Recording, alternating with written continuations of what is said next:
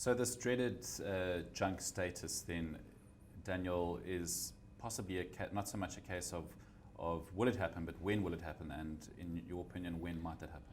Well, I think that it may well happen. Look, the Moody's downgrade, of course, doesn't take us formally to junk. It takes us to one notch above junk, but it's a sign to the other rating agencies, to Standard & Poor's and to Fitch, who themselves might downgrade us, and they, of course, are simply one notch above junk. So if they downgrade us, we are effectively junk.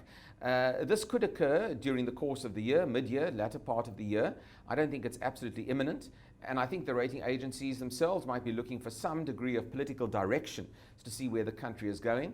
But it's very possible that by the end of this year, we may well see a ratings agency downgrade, and that would push us to junk levels. Look, the implications of that are very, very serious. And the biggest issue for us is in the cost of raising capital, whether it's from government, whether it's from our municipalities who need to raise capital on global markets, whether it's the business sector and private sector institutions who themselves also may face a downgrading as a result of the national country downgrading. So it could be extremely damaging for South Africa's economy. And I'm afraid to say that unless there is a dramatic about turn that will require political will, political buy-in, and it will also require from government a review of government's ideological stance when it comes to making policy, we will face that ratings downgrade. There's a chance it can be staved off, but the political turnaround that's needed in government and the change of thinking seems to be, again, a bridge too far, certainly in terms of the current composition of the ANC.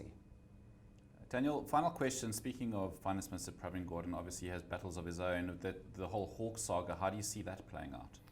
Well, look, again, I think much of this is now going to be dependent on the broader picture, which is the Gupta-Jacob Zuma saga.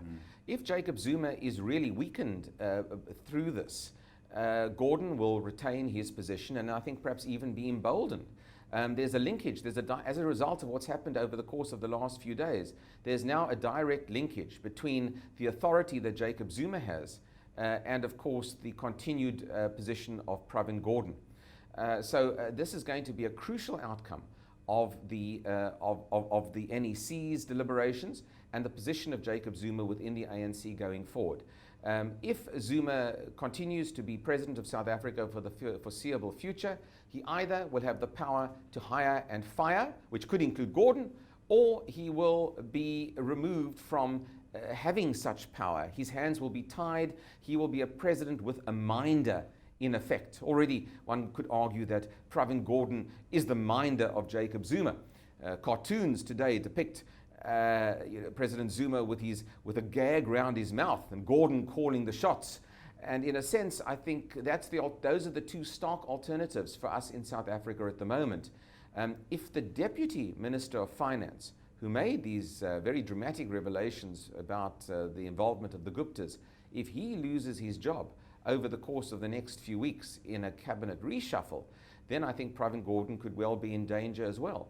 So there are multiple linkages now in this whole saga between one side and another side.